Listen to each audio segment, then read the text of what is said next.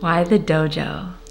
Such a big question. The integrity of the dojo for me is that from age 8 to 20, I was training for the Olympics in Taekwondo.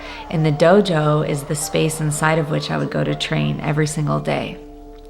Now, there's a story that runs parallel to that one. And that is that at age 8, I was also diagnosed with scoliosis. And as part of that diagnosis, they prescribed a back brace that's as hard as a wooden floor for me to wear 20 hours a day. So the only time I could take the back brace off was to shower and go to the dojo and go to train. It's almost, I liken it to taking a bowl out of the pen. Like when they took me out of that brace, I was on fire for the training and the passion that I had to express inside the dojo. I got to express all my energy inside the dojo. I got to express all of myself inside of the dojo.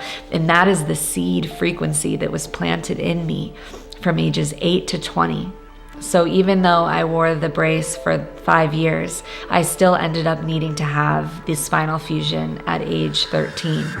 That was a very invasive and intense experience for me, and is another reason why I'm so passionate about transcending the energy of limitation. Can you imagine having your spine fused solid? The passion in me for breaking free of limitation is set in stone. And that passion that was born in me continued after the surgery. After I had the spinal fusion, I still went to the dojo every day to sit and watch without my physical body being involved. And I would walk until I could kick, I kicked until I could fight, and I fought until I could spar full contact and go back to training full time. The doctors told me I couldn't do it, and the passion told me something different. Ultimately, I became number 2 in the country for my weight division. At that time, I got sick again, and I had to have a second spinal surgery to take the rods out. And that's what ultimately took me out of the sport. But it certainly didn't take the sport out of me. It didn't take the passion that was anchored inside of me. After that, I pursued a career in sports and entertainment. I became the executive director of marketing for one of the biggest Major League Baseball agencies in the country. And I became depressed, I had anxiety, and I went to Western medical doctors. And their answer was, well, there's a pill for that. So I became totally dependent on prescription medication to hold the shell of a life that looked pretty fucking great from the outside in together, but from the inside out, I was miserable. Part of the gift in that was that I had the reference point from Taekwondo of what true fire and passion feels like. And so I knew that even though from the outside in this career looked great, it wasn't that. That contrast catalyzed the journey that would lead to my ultimate awakening.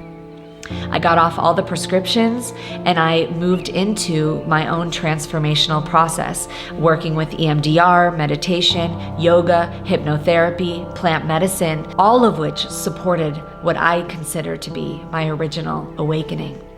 And along that journey, I found my passion again. By sitting with other beings who were doing the work, who were being real and raw and vulnerable, I felt the fire that I felt in Taekwondo again. I felt that same timeless passion. And that's when I realized what it is that I'm here to do on this planet. And that is to serve as a liberation artist. That is to serve as an invitation to transcend the energy of limitation by holding space for what it takes to face off with our greatest fears and free ourselves into the most liberated, inspired, loving version of ourselves.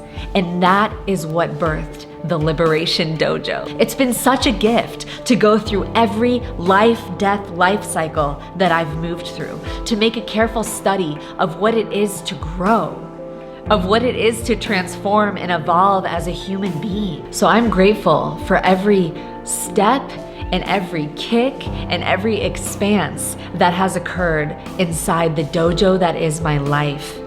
And I'm so excited to invite you to live the dojo that is your life, to live a life beyond the edge with me.